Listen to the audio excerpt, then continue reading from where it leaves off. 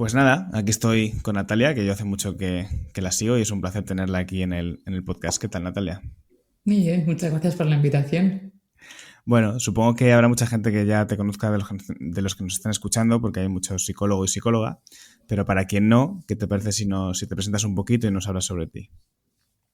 Bueno, no es fácil, hablar de uno misma, ¿verdad? Pero bueno, yo soy Natalia Seijo, soy psicóloga, llevo ejerciendo más de 20 años la psicología. La verdad es que para mí es una de mis pasiones de vida, siempre me ha gustado. Es una suerte, siempre digo, ¿no? El poder dedicarte a algo que si no fuese un trabajo podría ser perfectamente mi gran hobby también. Ujú. Me fascina el mundo de la psicología y desde que acabé pues, la carrera empecé ya a buscar prácticas, dónde ir, proyectos nuevos y desde entonces aquí estoy. Entonces continúo con lo que me gusta. Me especialicé en un primer momento en trastornos alimentarios. Al mismo tiempo me tuve que especializar en trauma porque los trastornos alimentarios tienen mucha base de trauma, trauma también de apego, todo el trabajo con el apego. Entonces, desde la especialidad de los trastornos alimentarios fui llegando tanto a una especialización de trauma, de apego, de disociación, de esto que las personas pues a veces tienen estas partes internas más compartimentalizadas, y también a los trastornos psicosomáticos y somatomorfos, enfermedades autoinmunes, que es mi segunda, casi primera ya especialidad también. Ujú.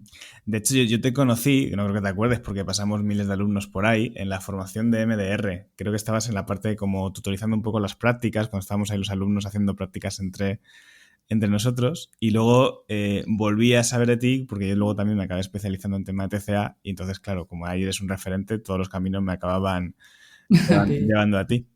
Cuando hablamos de que en TCA hay un íntimo vínculo con la parte de trauma, ¿a qué nos estamos refiriendo? Nos estamos refiriendo a, bueno, ¿cómo lo explico yo para que se entienda, no? Porque si no suena un poco raro. Nos estamos refiriendo a que el trastorno alimentario muchas veces funciona como una estructura de protección a toda la experiencia de vida que la persona ha sufrido, ¿no? En su propia historia, en su propia línea de vida, ¿no? Y nos referimos a que las personas, bueno, no solo las que sufren trastornos alimentarios, pero focalizando en estos trastornos, eh, las personas que acaban sufriendo un trastorno alimentario han sufrido situaciones de vida que las han abrumado, que han dejado huella, ¿no? En su sistema interno, en su sistema nervioso, y que eso ha desarrollado una manera de protegerse a lo que le ha ocurrido, ¿no? Bien sea una herida de apego, a lo que llamamos una herida de vínculo con las figuras de apego, con la familia, con los padres, con las madres, y al mismo tiempo también traumas que pueden ser de evento traumático, que a lo que llamamos ya, pues imagínate, un accidente, una situación grave de vida en donde la vida ha estado mucho más en peligro y más comprometida, ¿no?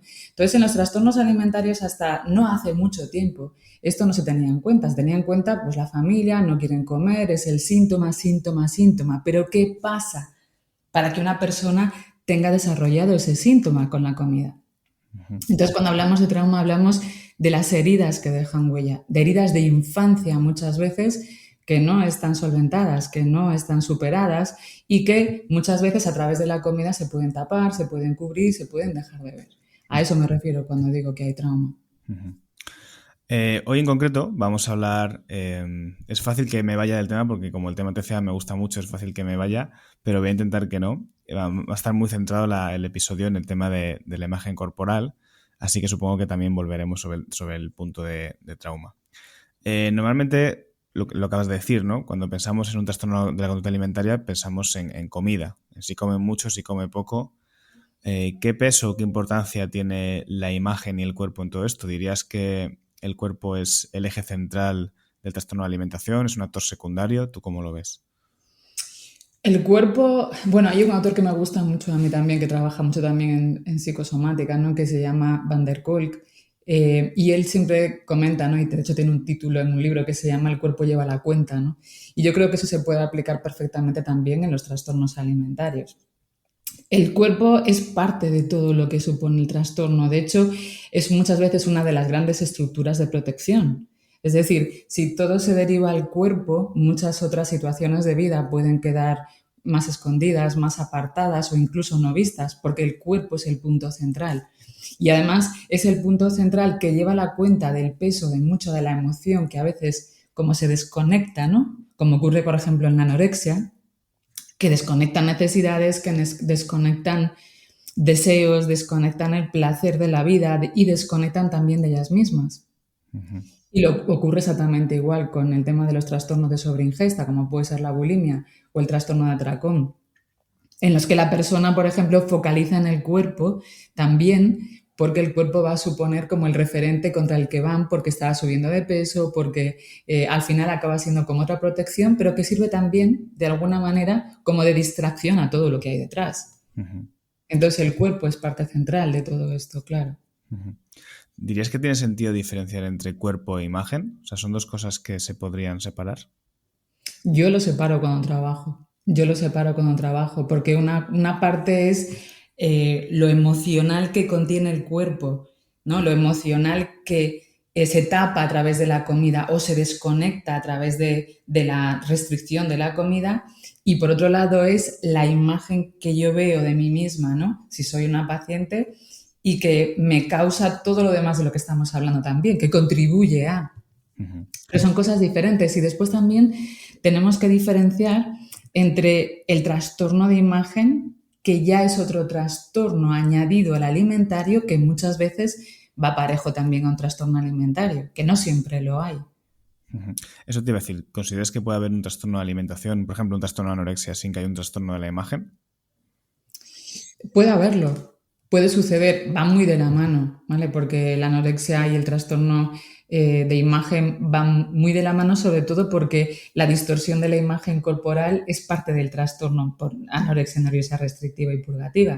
Ujú. Entonces, de hecho, es uno de los criterios diagnósticos para que una persona se diagnostique con este tipo de psicopatología, ¿no? Entonces, claro, a medida que la persona baja más de peso, la distorsión de la imagen corporal sube como parte del proceso también incluso orgánico y cognitivo, ¿no? De falla cognitiva que aparece en el trastorno por restricción.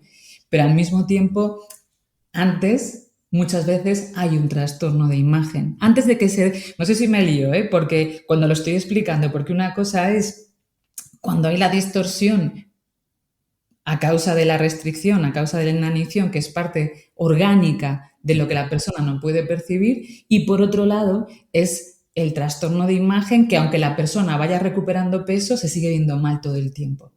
¿Se entiende bien esto, verdad? Totalmente, totalmente. Bueno, yo creo que sí, vamos, ¿no? Al final, eso los que trabajamos con TCA lo hemos visto mucho. Pues pacientes que empiezan a comer o a tener o que suben de peso, pero sigue habiendo esa preocupación, incluso esa distorsión corporal, ¿no? Y también lo contrario. Yo no sé si tú has visto casos de personas que a mí me vienen a la mente, los que yo he visto tenían un perfil límite, que empiezan el trastorno de alimentación sin ningún tipo de preocupación por la imagen, empiezan muchas veces como una forma de regularse con el tema del vómito y de repente, a base de empezar a vomitar, restringir vomitar, se empieza a desarrollar un problema con la imagen porque la imagen se convierte en una especie de simbolismo, ¿no? En este caso, los casos que yo recuerdo de la cantidad de control que tenía la persona.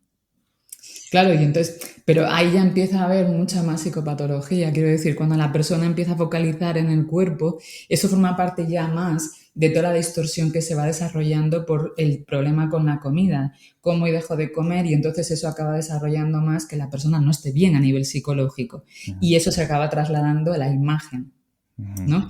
Sin embargo, si la persona muchas veces se acaba recuperando de la parte del trastorno alimentario, vemos que no hay un trastorno de imagen, sino que la distorsión de la imagen venía por cómo estaba la persona y cómo focalizaba en el cuerpo.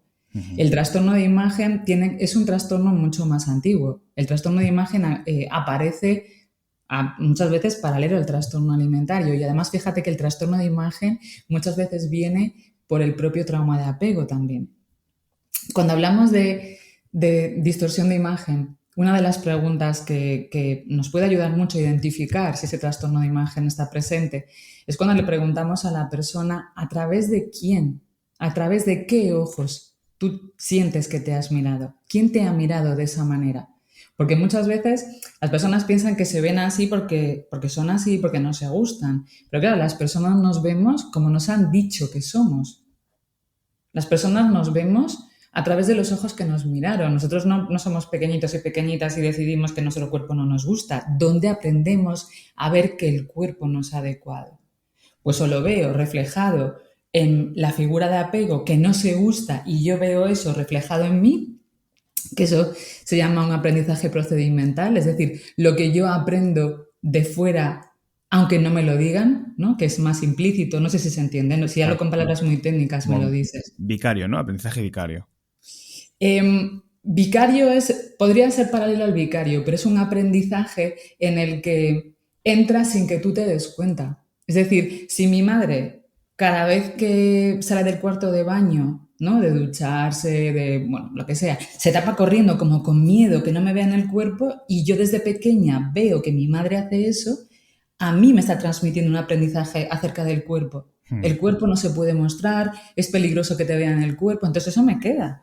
Yo no sé de dónde lo saco, pero eso yo lo aprendo. hmm. Eso es un aprendizaje procedimental. Y de ahí también viene mucho, ¿no? Cómo conformamos la imagen nuestra de nosotros mismos. Sí, lo que estás diciendo al final es un ejemplo, ¿no? De una persona que aprende a relacionarse con su cuerpo desde la vergüenza, desde la ocultación, desde cierto nivel de crítica, ¿no?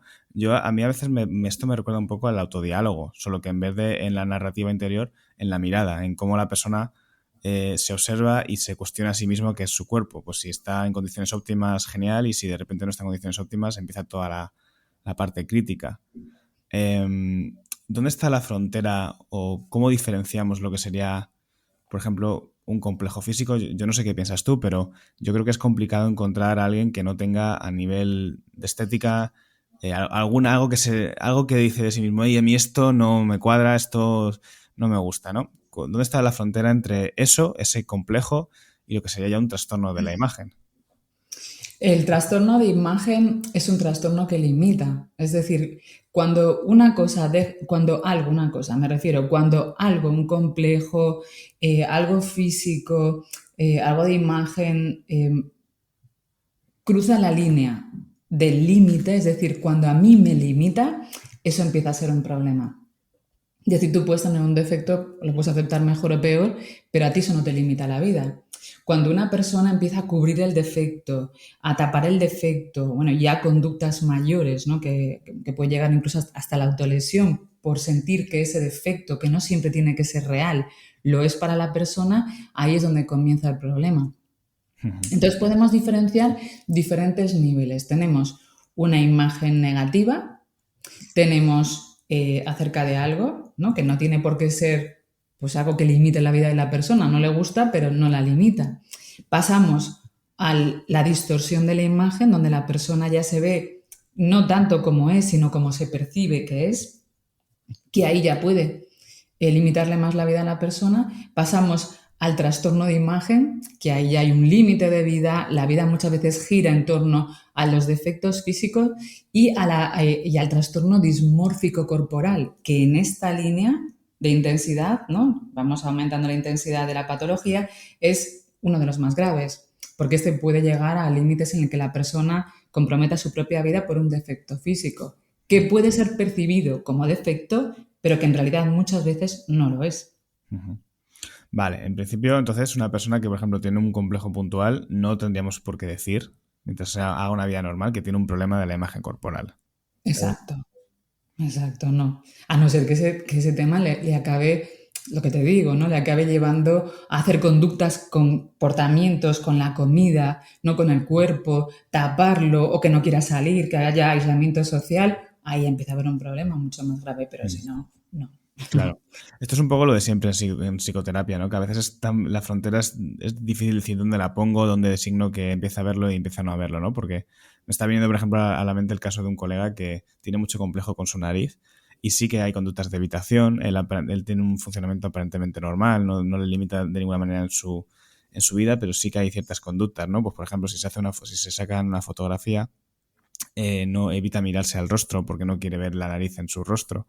Y claro, pues si esto de repente empezase cada vez a coger más forma, supongo que podría llegar a desarrollar un problema de la imagen corporal. Hay otro relacionado con la imagen corporal. Creo que es interesante preguntarte si la solución al problema viene dada por cambiar el cuerpo. Es decir, bajo una lógica formal es, si yo tengo un problema con mi imagen corporal, si mi cuerpo cambia, mi problema se irá, ya sea a una operación estética, como puede ser, por ejemplo, pues normalmente la distorsión corporal se da sobre todo con el tema del peso, pues bajar de peso. ¿Esto es una solución para los problemas de la imagen corporal, cambiar el cuerpo? A ver, claro, a cada persona tendríamos que ver, ¿no?, cuál es la problemática que tiene. Claro, para muchas personas, imagínate que una persona tiene pues un sobrepeso muy, muy, muy alto, ¿no? Y la persona siente que no quiere tener ese sobrepeso. Entonces, claro, el ayudarla a poder recuperar un peso más saludable para esa persona está bien. Sin embargo, hay muchas personas que, por mucho que cambien el cuerpo, nunca llega a ser el cuerpo que quieren. Porque la imagen que tenemos de nosotros mismos muchas veces es una imagen que no corresponde a la realidad de nuestro cuerpo, pero tampoco a una realidad más realista.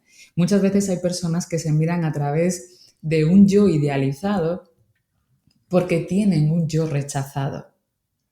Y ya verás cómo explico esto porque suena como que cuando una persona acaba teniendo un problema de imagen, acaba teniendo algo que yo llamo el yo rechazado.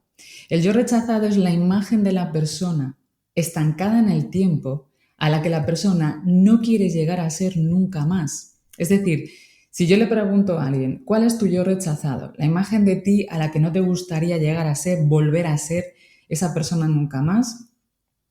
A veces te dicen, bueno, yo a los 14 años. O sea, es que yo allí, bueno, hay gente que dice, es que me doy asco, no me gustó nada, es que volver allí sería imposible. Y eso marca mucho el cómo se ve la persona hoy en día. De manera que buscan muchas veces una idealización de cómo les gustaría ser porque no quieren llegar a ser nunca más a esa imagen que en realidad no queda tan estancada en el tiempo, sino que acaba estando muy presente para la persona y cuando ya hay más distorsión de imagen o más trastorno de imagen, es a través de la imagen que se ven. Uh-huh. De manera que en realidad nunca se están viendo como son en el presente. Esto que acabas de decir es súper interesante, a la vez que la hostia de complejo. Yo creo que alguien que nos está escuchando igual dice, hostia, no he entendido nada de lo que acaban de decir, pero es súper... Voy a intentar ilustrarlo con un ejemplo, a ver si te parece que tiene sentido y tú me das ahí tu interpretación. Esto yo lo veo mucho, por ejemplo, en los casos de anorexia, ¿no? Que tienen ciertas modificaciones en su cuerpo que desde fuera son completamente inapreciables y de repente la persona siente que está un poquito más hinchada y se siente horriblemente mal, con un sobrepeso increíble, súper gorda, un monstruo, a veces se definen de esa manera. Y lo contrario, de repente esa persona se encuentran, por ejemplo, se ha saltado una comida, se siente vacía y se siente campeona, súper poderosa y insisto, desde fuera, a nivel yo no sería capaz de apreciar esa diferencia, ¿no? Evidentemente, a lo mejor pues a lo mejor el abdomen está un poco más distendido, pero esa diferencia en cómo lo vive la persona, yo creo que tiene mucho que ver con lo que acabas de decir, ¿no? Con ese yo rechazado y ese yo ideal en el que la persona cuando se siente con esa restricción se siente súper poderosa y en la otra parte pues se conecta con cosas un poquito más chungas de sí mismas que yo creo que superan el cuerpo, porque el cuerpo, no sé tú qué piensas, pero muchas veces porque nos podría parecer lógico, ¿no? Pues una persona que tiene un trastorno de anorexia en el fondo quiere mejorar su imagen física, pero muchas veces no es así. De hecho, desarrollan cuerpos físicos que están más asociados a la enfermedad que al canon de belleza. Entonces, realmente no persiguen esa belleza, ¿no? Sino que persiguen esa sensación de restricción. No sé tú cómo ves esta parte. Mira, hacemos como dos respuestas, ¿no? La primera es lo que decías tú, que está súper bien explicado, y hay otro ejemplo que yo utilizo mucho, que a la gente le resulta súper fácil entenderlo cuando explico esto del yo rechazado, porque lo que dices tú, ese constructo está muy bien, muy chulo, pero no he entendido nada. Hay una película de La Roca, ¿sabes? El Danny Johnson, que se llama, que el tipo está como súper fuerte, ¿no? Bueno, está súper fuerte siempre, pero en la película es súper fuerte. Pero resulta que la historia de este hombre es la historia de un chaval con una obesidad cuando es joven que le hacen bullying en el instituto, pero a lo bestia. Hasta el punto de desnudarlo y tirarlo en el pabellón de deportes delante de todo el mundo desnudo. Con ese cuerpo de obesidad que él tenía, lo pasa fatal, se siente humillado. Entonces, bueno, la película relata esa parte de la historia del bullying de él y más adelante aparece él con su cuerpo trabajado en el gimnasio, súper grande, y se ve el cambio. Entonces un día tiene que ir a visitar con el colega al que le hace el bullying a él. Y cuando ve el del bullying, le dice el colega, no dejes que te diga nada, porque el bully, ¿no? El tipo del bullying le vuelve otra vez a hacer bullying ya de mayor, ahora con este cuerpo que él tiene. Entonces el amigo le dice, ahora no, no dejes que te haga bullying ahora. Y Yo no en me ese atrevería, momento, desde luego. claro, pues el otro se atreve y se queda paralizado y entonces se mira en un espejo. Y cuando el bully le está atacando y el colega no entiende cómo este se queda callado con el cuerpo que tiene y el otro ni le llega a la mitad, se mira reflejado en la ventana y a quien ve cuando él se paraliza y no puede hacer frente al bully es al adolescente con obesidad que él fue. Mm. Entonces ahí, muchas veces yo paro, ¿no?, el vídeo para que se muestre bien esta imagen y digo, este es su yo rechazado del pasado, a través del cual él se sigue viendo hoy en día aún. Por eso sigue trabajándose en el gimnasio, por eso no se atreve a enfrentarse a las cosas. Ese es el yo rechazado. Tiene muchísimo sentido. No he visto la peli, pero tiene muchísimo sentido. Y es que, ¿sabes esto que dice mucha gente de que cuando tienes sobrepeso, lo del, a ver, suena un poco mal, ¿no? Pero lo de cuando has sido gordo lo vas a ser siempre. Esa cosa que se repite Exacto. mucho, ¿no? Porque ya no es el ser gordo, es que al ser gordo está asociado a una situación de bullying que tiene que ver con la humillación y tiene que ver con que dentro del estatus social eres un poco el mindundi. O sea, eso es lo que yo Sí, creo que se queda una sí, persona que ha sido víctima de bullying. Y sí, ahora sí. cuando el tío está súper cacha, pues es lo contrario, ¿no? Es un tío poderoso, un tío... Esa es la imagen de su yo rechazado. Por eso muchas veces él se sigue viendo a través de ese cuerpo del pasado. El del presente no lo ve. Ahí es donde aparecen, por ejemplo, muchas veces todo el tema de la vigorexia, ¿no? Donde nunca, bueno, tienen que ser todos los casos como lo que yo estoy contando. Esto es un ejemplo para que se entienda de lo que estamos hablando, ¿no? Pero vemos que nunca llega lo suficiente, ¿no? Que el músculo nunca es lo suficiente fuerte, tonificado, lo suficientemente grande. Eso puede venir de ese yo rechazado y eso ocurre en este caso, con este tipo de trastorno más de imagen, vienen con la anorexia, con lo que tú dices, ¿no? Que por mucho que bajen de peso, siempre van a ver a la de los 15, que estaba gorda, que no me gustaba, y cuando se mira en el espejo, ¿quién está ahí? La imagen que le devuelve el espejo no es la imagen real de la chica de hoy en día con 38 kilos, es la chica de 68 del pasado a través de la cual se ve. ¿Y Ujú. cómo ocurre esto en la cabeza de una persona? Porque hay una distorsión de imagen corporal, De ¿no? hecho, la distorsión sería un poco eso, ¿no? La distancia que hay entre el yo rechazado y el yo ideal.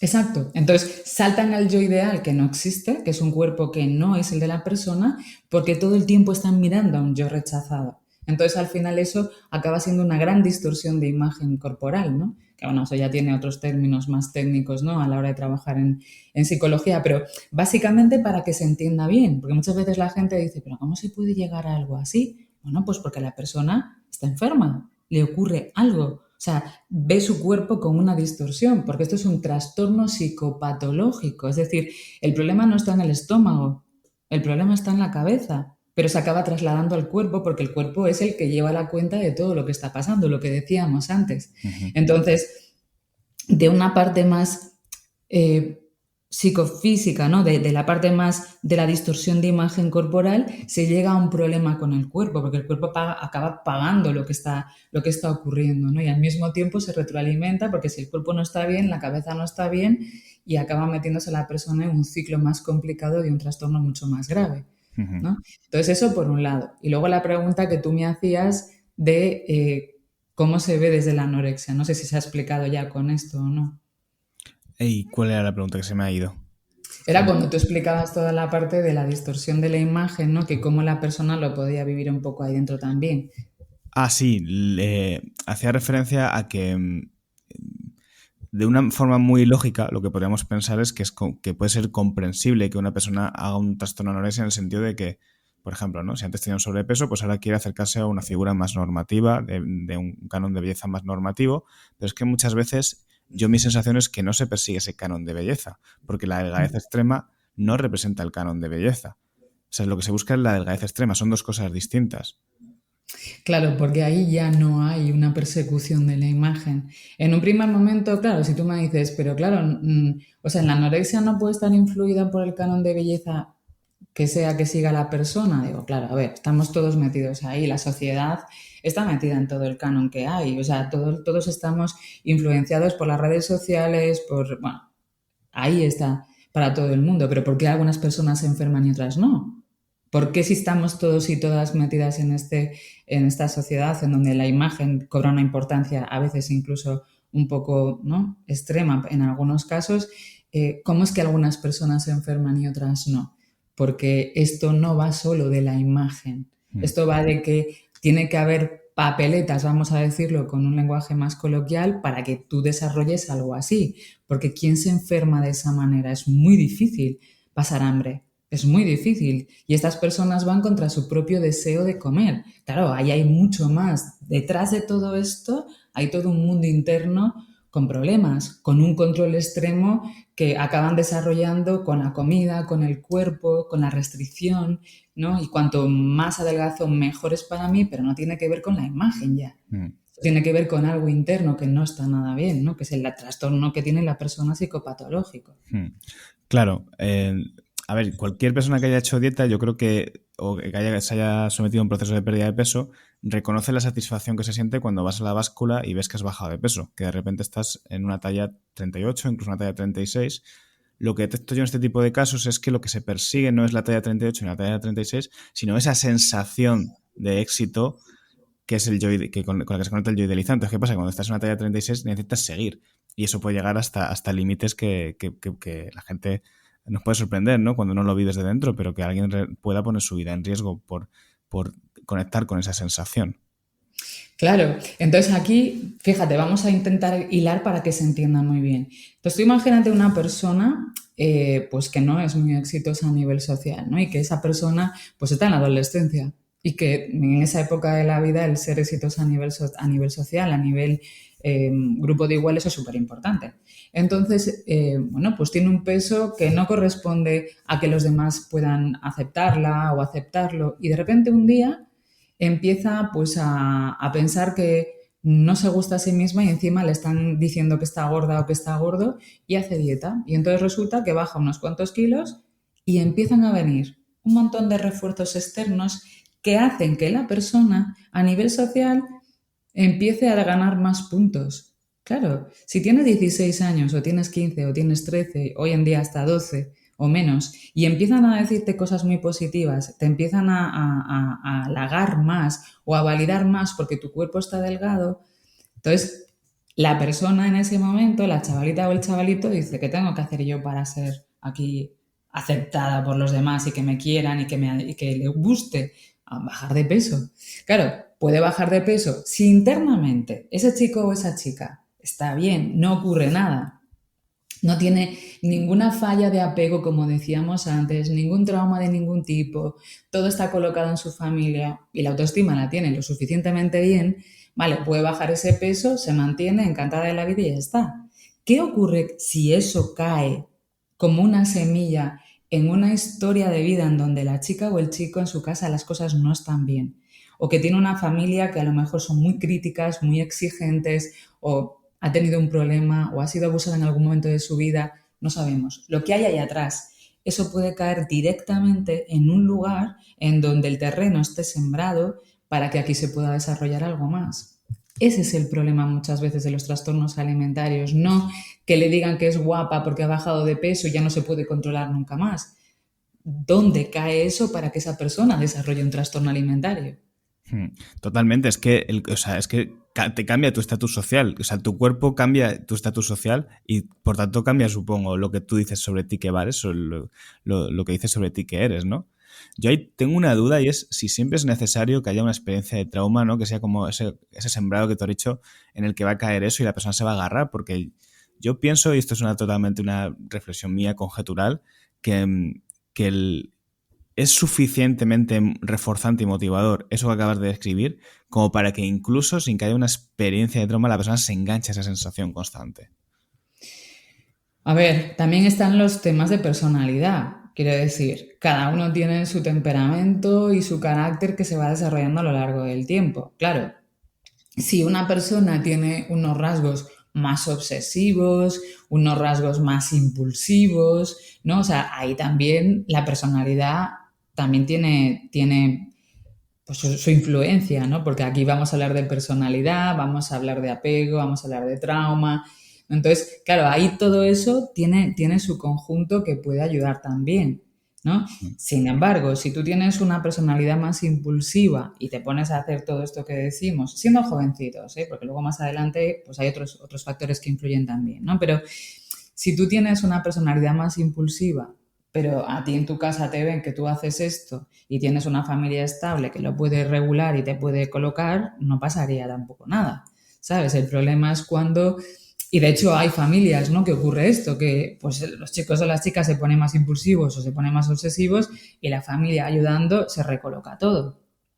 Vale, porque claro, también hay una influencia, hoy en día hay una influencia muy a nivel social con la imagen y eso no podemos quitarlo de la ecuación, ¿no? Es decir, sí es muy importante, porque hoy en día es súper importante, las redes sociales, el Instagram, quiero decir, todo eso no se le puede quitar la importancia que tiene. Entonces, sí, claro, obvio. Sin embargo, si tú tienes este tipo de rasgos de personalidad y no hay nadie que soporte, que apoye el que tú puedas recolocarlo, ahí también empieza un problema, ¿sabes? Entonces, claro, no todo es trauma, como me dice alguna vez alguna persona, pero ¿cómo? ¿Es que todo va a ser trauma ahora? Digo, a ver, no todo es trauma. O sea, el trauma son solo aquellas experiencias de vida que te han dejado huella. El tema es que tú sepas cuáles son o que tú creas que no tienes ninguna experiencia de vida que te haya dejado huella y luego cuando miras dices, tú, es que no sabía que me había afectado esto tanto, ¿no? Que eso es otra historia. Pero no todo tiene que ser trauma.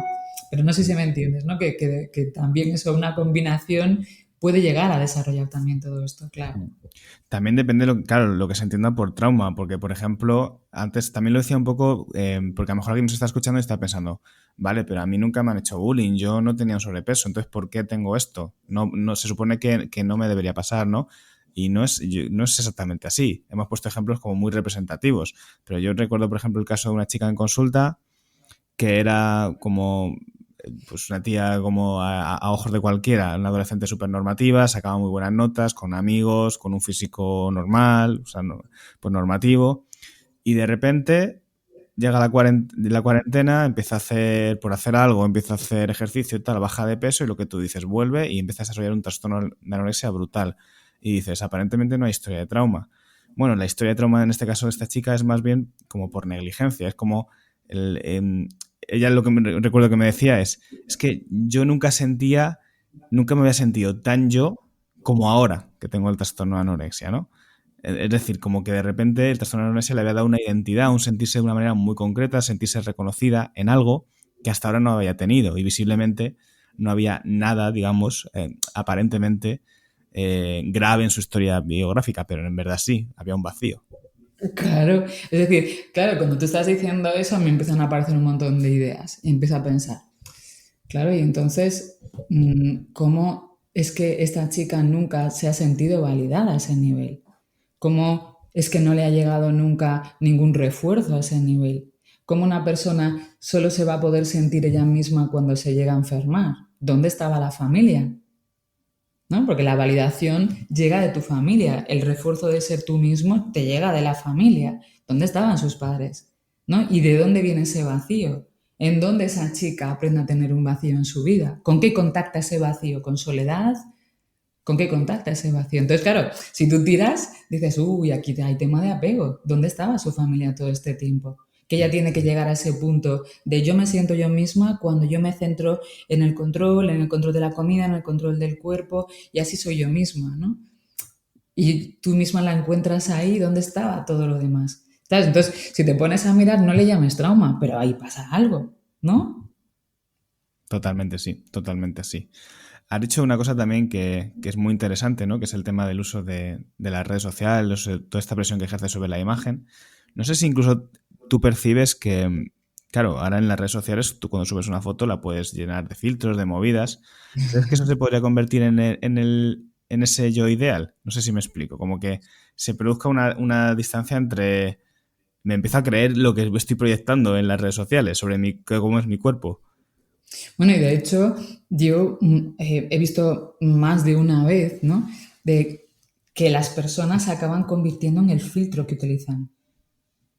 O sea, ponen un filtro y se van convirtiendo en su propio filtro, ¿no? O sea, bueno, pues hay casos en los que la persona acaba haciendo cirugía y la cirugía acaba yendo hacia el objetivo de su propio filtro y acaba siendo la misma persona. Porque claro, muchas veces los filtros distorsionan muchísimo la imagen de la persona Mm, y en ocasiones acaban haciendo esto, se acaban convirtiendo en su propio filtro. claro. Claro, pero en el caso de un chaval o una chavala que no puede operarse, no sé, el confundirse mentalmente y llegar a pensar que es la de alguna forma, ¿no? Que es la que está proyectando y que luego cuando se mira al espejo, pues sienta una terrible angustia porque lo que ve no se corresponde con lo que hay en Instagram. Claro, y toda la razón. Ese es el problema, ¿no? Sobre todo en los que son, bueno, iba a decir los más jovencitos, pero hoy en día ya ni se sabe, porque hay muchas personas que se acaban confundiendo y no depende solo de la edad, ¿no? También depende, claro, pero tú ahí, bueno, nosotros que ya nos dedicamos a lo que nos dedicamos, no llevamos a buscar mucho más atrás. Es como, no atrás en el tiempo, sino atrás dentro, ¿no? O sea, detrás de todo eso que se ve, ¿no? Y ahí es como, claro, pero si un chico o una chica se ve y ve mucha distancia entre lo que ve como ideal y lo que es de sí mismo, claro, ahí hay todo un problema de autoestima y autoconcepto. La imagen que ve no se gusta nada, intenta como cambiar lo que ve porque no le gusta, ¿no? Entonces, hay todo un trabajo de aceptación. Hay un trabajo que no se ha hecho correctamente con esa persona, ¿no? O quién está diciendo que su físico no corresponde a un físico que pueda gustar, ¿no? Porque cuando tú ves a... Porque, a ver, por ejemplo, ¿no? Vamos a poner un caso de una chica que está afectada, ¿vale? Del trastorno anorexia nerviosa, ¿no? Y sigue pensando que su culo es enorme, ¿no? Que mi culo es enorme, 34 kilos. Claro, el culo ya no es enorme, hace mucho tiempo, ¿no? Entonces es como, ¿pero dónde aprendiste tú que tu culo es enorme? Hombre, pues en mi casa siempre estaban, pasa culo gordo, pasa culo gordo. Claro, al final me acabo creyendo que tengo el culo gordo, pero ya no se me va de la cabeza, ¿no? Entonces, ahí volvemos siempre a la misma influencia. ¿Dónde aprende ese chico o esa chica a que su físico no vale y que tiene que buscarse un filtro para aceptarse a través de él? Entonces, no es todo, que me puedes decir, claro, entonces todo es culpa también de la familia, no es culpa de nadie y es responsabilidad de todos y todas, ¿sabes? Cuando tú no te gustas a ti mismo es porque has visto en algún sitio que la imagen que te devuelven de ti no es válida, ¿no? Entonces, por eso yo muchas veces digo, está fenomenal ser como tú eres. Ya, pero no me gusto, ya lo sé, por eso te lo digo, porque está perfecto ser como tú eres, ¿no? Y el filtro que pones ahí, ese filtro es como un avatar, escúchame, ¿sabes? Esto no eres tú, eso no es una identidad natural tuya. A ti te reconocen porque eres Alejandro. Si tú te cambias la cara, bueno, pues ponte otro nombre, pues ya no eres Alejandro el de antes. Pero soy guapo, no eres Alejandro para mucha gente, ¿sabes? Entonces, claro, toda esta parte, ¿de dónde viene todo esto? Esto viene de que a ti no te han validado, porque si a ti te validan, ¿sabes? Por ejemplo, te pongo otro caso, ¿no? Una chica que tiene el cuerpo normal, quiero decir, normal, para un estatus normal, para una imagen normal, normal como somos todos y todas, que normal hoy en día es sano y es bonito. Bueno, pues ella nunca ha tenido problema con su cuerpo. Y me dice, ¿sabes una cosa? Es curioso porque en mi grupo de amigas hay un montón de ellas que siempre tienen problemas, siempre han tenido problemas, siempre criticándose a sí mismas. Y yo digo, pero si yo soy normal y yo nunca he tenido problemas. Y yo sabes por qué creo que no tengo problemas. Porque en mi casa siempre me han dicho, anda, quita, pero si tú eres muy bien hechita y tú estás estupenda, no digas cosas. Y toda la vida he recibido que está bien como soy. Entonces nunca me he planteado lo que se plantean mis amigas y hasta empiezo a dudar si la que también no tendré un problema seré yo porque me veo tan guay, ¿sabes? Si no seré un poco narcisista y digo, no, no, claro, no, tú eres sana, porque a ti te han dado una devolución de tu cuerpo sana. A ti te han dicho, está muy bien como tú eres, quita, ¿qué te vas a meter en eso? Si eres una persona muy bien hecha, proporcionada, estás lindísima, quita. Y toda la vida me han dicho eso, entonces yo me siento muy guapa, muy bien, normal, ¿sabes? Y mis amigas no. Ujú. Pues imagínate cuánto de importante es esto que estamos hablando. Totalmente, sí. A raíz de eso que has dicho, del ejemplo de esta chica con sus amigas, no sé si tú tienes la misma sensación que yo, pero parece, o sea, a lo mejor porque estamos sesgados por lo que nos dedicamos, pero que esto va en aumento. Ya.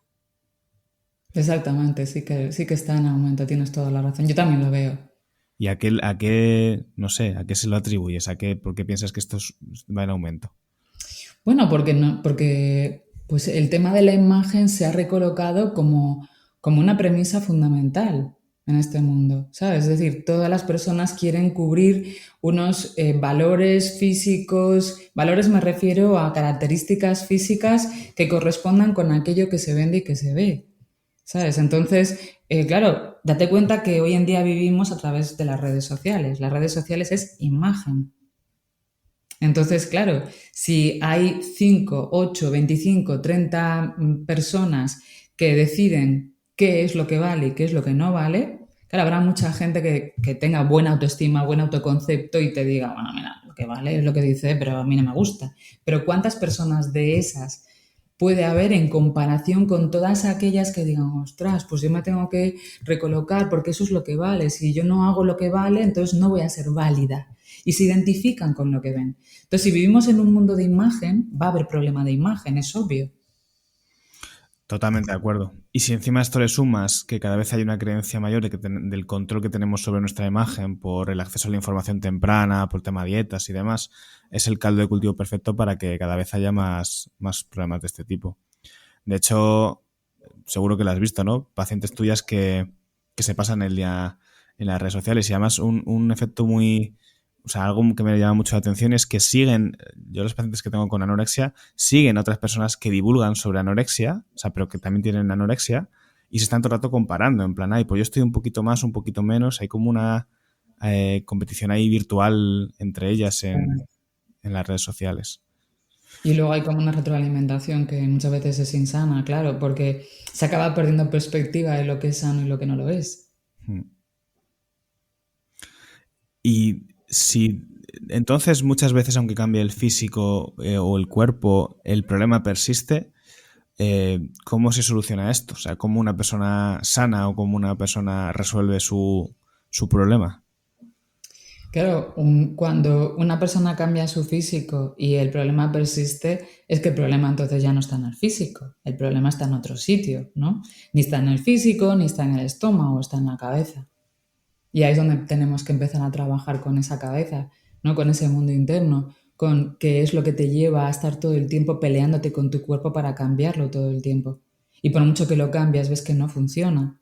Y que ahora si me cambias el pecho, seguro que sí. Y ahora si me cambio los pómulos, bueno, ya fijo, ¿sabes? O sea, yo ya ahí ya me doy cuenta que, y ahora si me inyecto en los labios, no, escucha, eso ya fijo.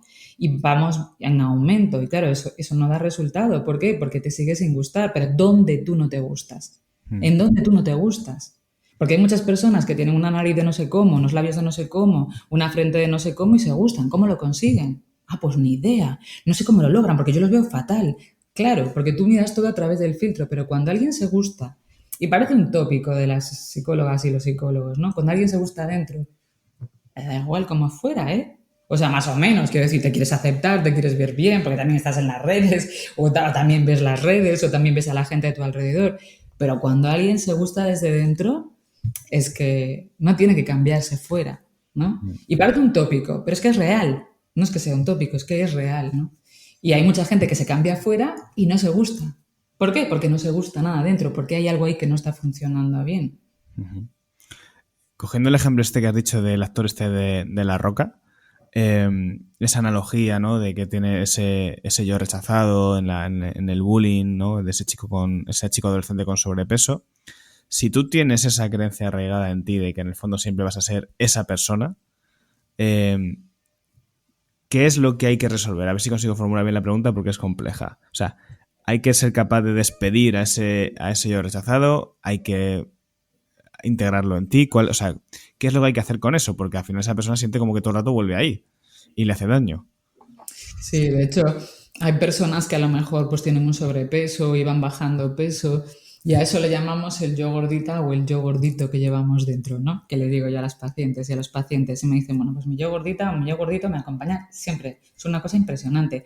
Yo he bajado, me decía una chica, ¿no? Yo he bajado de peso, yo ahora estoy bien conmigo misma, yo me encuentro bien, hemos trabajado muchísimo. Escúchame, yo me voy a un spa con mis amigas y yo siempre soy la más gorda. Y no es verdad, porque lo sé, pero yo siempre soy la más gorda. Y me voy a la cinta a andar o a correr y yo siempre siento que mi peso va a ser... Y no es verdad, es como algo que llevo aquí, es como si tuviese aquí como un sello, ¿no? Como una marca para siempre de yo siempre soy gordita, ¿no? Entonces, claro, eso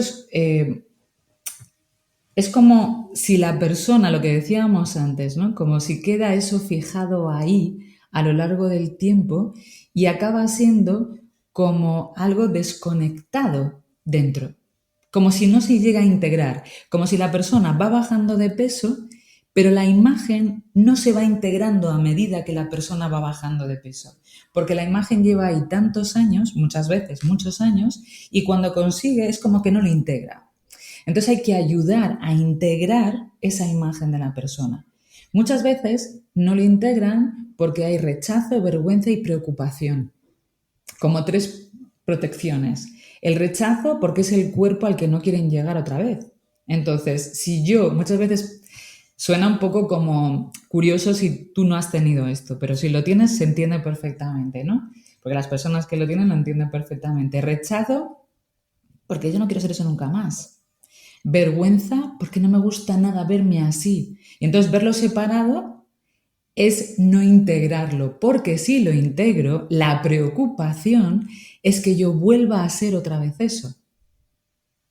Entonces, si yo consigo tener como esa imagen de mí separada, que está ahí, que yo la sigo viendo porque me sigo sintiendo así, pero no la integro, yo no me arriesgo a volver a ser esa persona.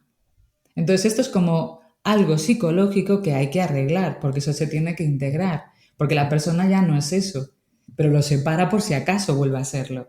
De hecho, cuando las pacientes hacen todo el rato comprobaciones, en realidad no es para ver que hayan adelgazado, es para comprobar que no han engordado. Es como para alejar todo el rato, echar para afuera esa parte que no, que quieren como todo el rato, a ver si me la puedo quitar, a ver si la puedo echar lejos.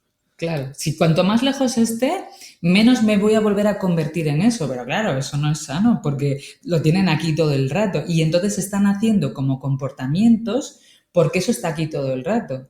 Entonces sigue como de alguna manera el trastorno activado muchas veces porque esto les agobia, les tensa, ¿no? Y les preocupa y eso ya no está, pero no lo saben porque al mismo tiempo es una protección. Entonces, cuando podemos trabajar eso y lo pueden integrar, es como, pero qué agotador. Pero yo estaba haciendo, pues sí que lo estaba haciendo, todo el tiempo defendiéndome de algo que yo ya no soy, pero seguía ahí todo el tiempo, ¿no? Totalmente, sí. Como un poco como actualizar el Windows, ¿no? Como... Exacto, y, también, exacto. y también como desanclar el cuerpo de la experiencia identitaria, porque, por ejemplo, siguiendo con el caso este que me ha gustado mucho, ¿no? Lo del chico de la roca. Él ha asociado la condición, vamos a coger por válido la condición de Mindundi al sobrepeso, pero seguramente hay otras muchas razones por las que te hacían bullying. Quizás porque estabas indefenso, quizás por otras cuestiones que una persona con sobrepeso o con un determinado tipo de cuerpo no tiene por qué atribuirse a ciertas características de personalidad. Claro, en su caso, por ejemplo, se veía como la vergüenza, ¿no? Por ser gordito. Claro, la vergüenza te lleva a todo lo demás. La vergüenza te lleva a que asumas que tienes que aguantar la humillación. La vergüenza es que estás más expuesto, ¿no? En la película, por ejemplo, se ve un montón que está más expuesto a que de repente se estaba duchando con el resto y le abran y todo el mundo se ría de él, con lo cual entra en una indefensión adquirida, ¿no? No me puedo defender porque siempre tengo que estar alerta. Entonces, claro, todo esto le llevaba a que él se encogía, y eso que era grande ya, pero él se encogía y sentía que no se podía defender.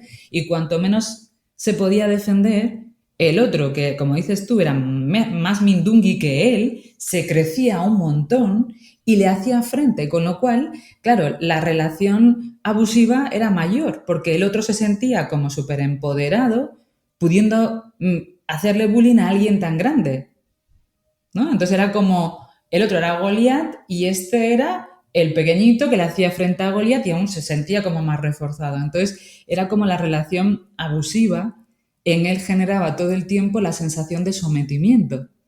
Entonces, claro, el sometimiento, ¿a qué le llevaba a este chico? El sometimiento a este chico le llevaba a comer más. para calmar la ansiedad, el miedo, la vergüenza, la humillación. Entonces crecía cada vez más, mayor bullying, más sometimiento y ahí llegó el círculo vicioso que ocurre en muchos casos. Hmm. Es que la verdad es que es súper representativo, ¿no? Además, esto que nos pasa a los tíos con el tema de... Yo lo tengo bastante observado también, que vienen mucho menos hombres a consulta, pero los que vienen suelen ser con este rollo del, pues, o eso, o de la parte más sometida, vulnerable, soy pequeño, soy poca cosa, soy, o lo contrario, ¿no? O de repente soy el más fuerte, el más chulo, el más poderoso. Claro. ¿Ves muchos chicos en consulta con temas de alimentación? Más desde la pandemia. Más desde la pandemia. En la pandemia se desarrolla muchísimo la anorexia nerviosa masculina. ¿Y eso por qué? Mucho más. Por el tema obsesivo se disparó. En muchos chavales el tema de estar encerrados les disparó como una parte de control que les llevó a hacer ejercicio físico. Y entonces focalizar mucho en el cuerpo para bajar de peso, para ponerse bien, canalizando mucho pues en casa haciendo ejercicio físico, se fomentaban mucho, bueno, pues todas las plataformas que daban ejercicios para ponerse más fuertes y mejor, y muchos de ellos entraron ahí bueno, pues con los componentes de los que antes hablamos, que se dispara el miedo, la indefensión, en casa a lo mejor las cosas tampoco no estaban bien por la situación del COVID y la pandemia, y muchos canalizaron por ahí y perdieron un poco el control. Sí. O sea, a base de control lo perdieron. ¿No? Cuanto más controlaban, más perdían el lugar de control interno y más control mental desde lo más obsesivo. Y ahí se desarrolla mucho la anorexia masculina Ujú. en la pandemia. A ver, los trastornos de sobreingesta, pues el trastorno por atracón, la bulimia y demás, también, pero ya antes había más también, ¿no? Porque sabemos, bueno, pues por porcentajes para poner algo general, la bulimia son 60-40. Es decir, 60% suele ser más chicas, 40% más chicos, ¿no? En el trastorno por atracón ya son 50-50, ¿no? 50% y 50%. Sin embargo, por ejemplo, en la anorexia hasta ahora hablábamos de 10 personas, ¿no? 9 eran chicas y 1 era un chico. Ahora ha crecido mucho más el porcentaje también de chicos en la anorexia, ¿no? Entonces, ahí sí que acabamos viendo muchos más chicos en anorexia. Eso fue a mí lo que me llamó más la atención después del confinamiento. Con respecto a los trastornos alimentarios, me refiero. También ocurre que a los chicos les cuesta muchísimo pedir ayuda para temas de alimentación.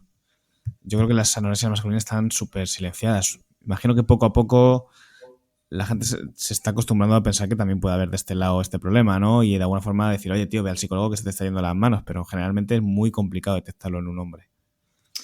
Pero también es un tema más tradicional, ¿eh? Quiero decir, ahora está cambiando mucho la sociedad, sabemos que está cambiando todo, ¿no? En general.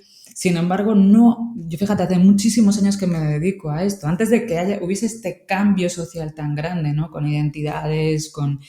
Eh, en la anorexia masculina siempre estuvo muy sometida a la crítica y muchas veces en las familias, ¿no? A incluso humillaciones cuando un chico no es lo suficientemente masculino porque está demasiado bajo de peso y actúa como una chica. Yo eso lo he escuchado en muchas familias. Es más tradicional, viene mucho más de atrás.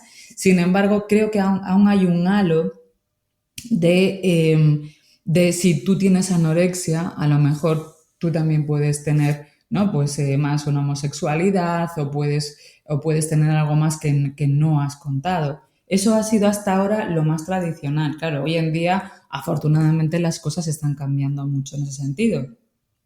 Y ahora, después de la pandemia, yo te digo, hay como toda un incremento, ¿no? De la anorexia masculina que por supuesto no tiene nada que ver con otras cosas más que con esto que sucede, con todo el susto, con todo el drama que sucedió en la familia, etcétera, etcétera, con cada uno en su tema.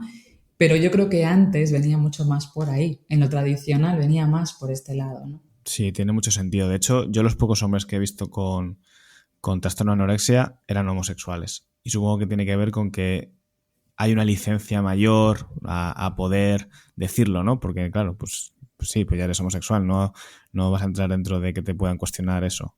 Exacto. Y luego los hombres, pues también muchos casos de vigorexia, eso también cada vez está más presente. Los hombres heterosexuales yo los que he visto más por el lado de la dismorfia muscular, del tema del volumen muscular.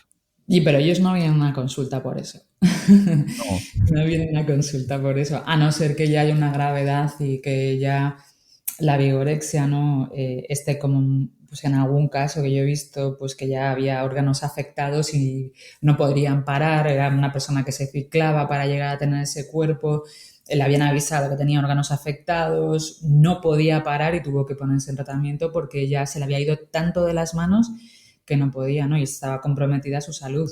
Pero si no, es difícil, ¿eh? Claro, pues están integrados, ¿no? Al final la anorexia, cuando ves una delgadez extrema, te asustas. Pero bueno, como muscular y ponerse tocho está bien, pues en Bueno, principio escucha, y toda la aceptación social que tiene eso, también, sí. pero no la quieren soltar. O sea, por mucho que pueda haber ahí una distorsión, que además en el mundo, por ejemplo, me comentaba, ¿no? Algún colega que sí que trabaja mucho en este tema, no como profesional, ¿eh? Como persona que le gusta ese tema, me decía que es que además, claro, que yo creo que él pensaba, ¿no? Como persona que también practicaba, pues eso, el culturismo y demás, que pensaba que había muchas personas que tenían vigorexia dentro de la gente que practica, ¿no? El culturismo. Sin embargo, también es un punto que no quieren cambiar mientras no sea limitante, porque eso es lo que les ayuda precisamente a llegar a cómo están, ¿no? Y mientras, es lo que decíamos, mientras eso no te limite la vida, está bien, ¿sabes? Ni compromete tu salud, ni compromete tu vida, bueno, cada uno hay que respetar. El problema es cuándo saber llegar al límite, ¿no? Claro, es que es un tema muy complicado porque ¿qué es limitar? Si al final tú vives constantemente preocupado, vives constantemente en cortisol porque te has saltado una comida, porque te has saltado un entreno, porque no has llegado a la repetición X y vives todo el rato... ¿Es un estilo de vida? A mí me parece un estilo de vida insalubre. Pero sí, al final esa persona pues es funcional, vivirá, se desarrollará, morirá y aquí no ha pasado nada, ¿no? Pero bueno, Claro, ese es el tema. Por ejemplo, eso para mí sería un límite. No tienes tu vida súper limitada. Otra cosa es que la persona tarde tiempo en ver eso, ¿no? Y que luego además, por ejemplo, en la vigorexia, yo con las personas que he trabajado, pues que también tienen un trastorno alimentario. Quiero decir, al final acaban con unos trastornos por atracón pues importantes, porque claro, las dimensiones de comida que se meten para poder llegar ahí, las restricciones brutales cuando tienen que deshidratarse, claro, el cuerpo está sometido a un vaivén que cuando muchas veces tienen que parar, bueno, el tema de la comida ahí hay que trabajarlo pues muchas veces, ¿eh? Muy frecuentemente, porque claro, se descompensó la manera de poder comer. claro, no, totalmente tiene todo el sentido. Bueno, Natalia, pues interesantísimo. A mí es que esto me encanta escucharte porque, como te digo, llevo muchos años siguiendo tu trabajo. Yo lo del el artículo del Yo rechazado ya lo había leído. Si te parece bien, lo puedo vincular aquí en las notas del episodio. Y dinos dónde te puede encontrar la gente. Pues la gente me pueden encontrar en Instagram, dejadme que lo mire porque nunca me sé mi dirección. Es el NS Centro de Psicoterapia y Trauma, pero yo lo tengo anotado aquí porque si no se me va. Me podéis encontrar en @psicoterapia_Natalia Seijo. Vale, perfecto. También lo dejaré linkado en las notas del episodio también, ¿vale? ¿Y página web y eso tienes? Sí, www.nataliaseijo.com. Perfecto, pues también lo pondré ahí. Lo dicho, muchísimas gracias. Trabajazo el que haces. Yo creo que nos enseñas mucho a la gente que llevamos un poquito menos de tiempo en este tema. Y gracias por haber venido al podcast, que seguro que está muy liada. Muchas gracias, Alejandro. Un placer. Venga, nos vemos. Hasta luego, Natalia. Au.